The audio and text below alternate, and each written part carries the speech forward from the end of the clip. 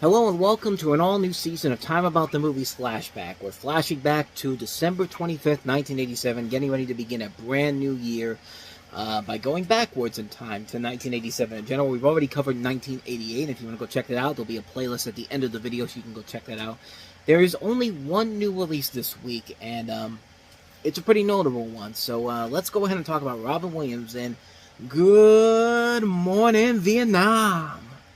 In 1965, DJ was sent to Vietnam. He immediately broke all the rules. He's disobeyed orders of... He's read unofficial news. What's he going to be like when he's 10 times as popular? But even though he made waves, he made a difference to everyone around him. Robin Williams, Good Morning Vietnam. Too much? Rated R.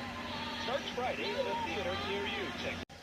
This is, of course, directed by Barry Levinson and stars Robin Williams, in which he plays an Armed Forces Radio Service DJ set in Saigon in 1965 during the Vietnam War the movie takes place in, who proves hugely popular with the troops but infuriates his superiors with what they call his irrelevant tendency. And it's loosely based on the experiences of the AFRS DJ Adrian Cronauer, which I believe he has the same name in here in general, and that's basically what this movie is centering around.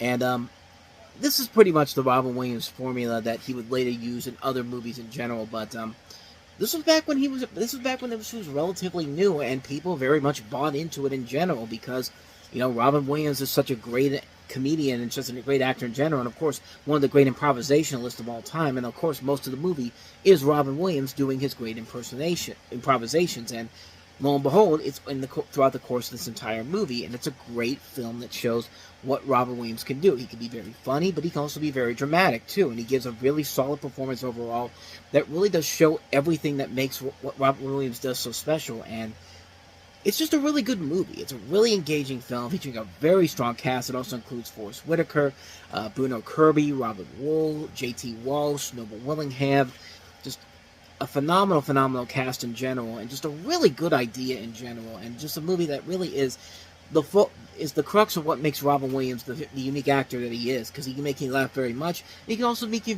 feel a lot of things, because the film itself is really what is centering around what Robin Williams does in the film, and he does a phenomenal job working with it. It's what makes the film as fun as it is, and as great as it is, and like I said, it's the formula that he's become synonymous for.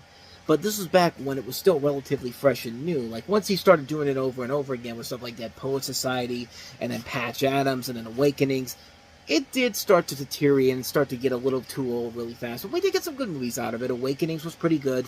Stuff like Dead Poets Society is a mixed bag, and then you get stuff like Jack and Patch Adams, and it's just like, that's clearly Oscar-baiting stuff for Williams. But he did win an Oscar eventually for Good Will Hunting, which he was really good in that movie.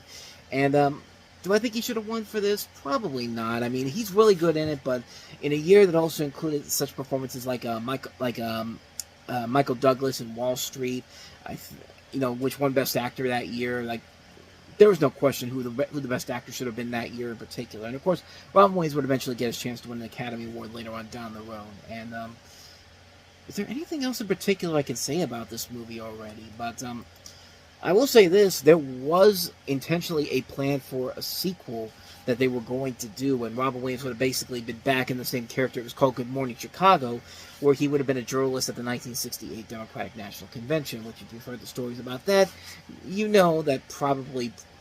that was probably not going to be all hilarious good times for all during that one, but the project was eventually scrapped, mostly because of disagreements between Williams, Levinson, and of course Disney. And keep in mind, this was before Disney and Robin Williams had that little split up because of the way that they marketed the Aladdin movie with Robin Williams' character throughout. It's the crux of the marketing campaign, and had that little split between 1992 and 1996 before they eventually reconciled. But I'm kind of glad they never went with a sequel for this, honestly. It just felt like, that's probably a good move to not make that sequel happen by any means necessary. Robin Williams and Barry Levinson would eventually team up again 5 years later in 92 with Toys, which, ambitious, certainly didn't live up to the promise of what it could have been, especially after this movie in general. But other than that, though, there's really not much more I can add to this film that hasn't already been said already. It's just such a great film, a really great film overall. Robin Williams is great. The atmosphere is great. It's just a fun movie. What more can I say? Good Morning Vietnam is awesome. And that's going to wrap up Time About the Movies Flashback. We're very much into 1987 now, so we'll head into the week before Christmas next time around with 9 movies, including Eddie Murphy's comedy film Raw, the Steven Spielberg-produced Batteries Not Included, Kurt Russell and Goldie Hawn in Overboard, Bill Cosby in the infamous Bomb Leonard Part 6, James L. Brooks' Broadcast News with William Hurt, Holly Hunter, and Albert Brooks, Moonstruck, featuring the Oscar-winning performance by Cher and also starring Nicolas Cage. September, the Woody Allen film based off of Uncle Vanya, The Dead, and Jack Nicholson in Ironweed. So we'll take a look at all 9 of those movies, all in the next episode. But until then, thank you so much for watching. If you like these videos and want to see more of them, please hit the playlist on the next page. Check out the last episode we did. And I'll see you guys next week for the next episode. So thanks for watching. I'll see you next time. Until then, take care.